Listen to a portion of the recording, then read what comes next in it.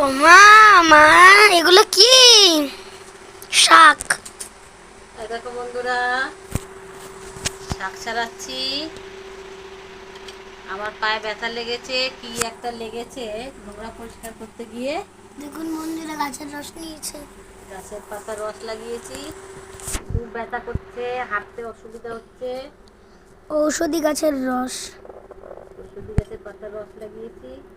এই শাকটা যদি না ছাড়িয়ে রাখি নষ্ট হয়ে যাবে, গরম পড়েছে না, ওই জন্য এটাকে ছাড়িয়ে রেখে দিতে হবে।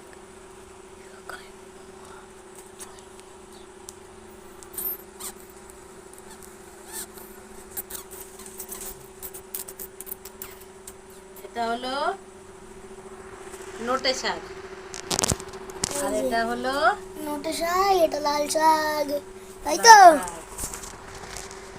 এই শাক পাতা খেয়েই বেঁচে থাকতে হবে।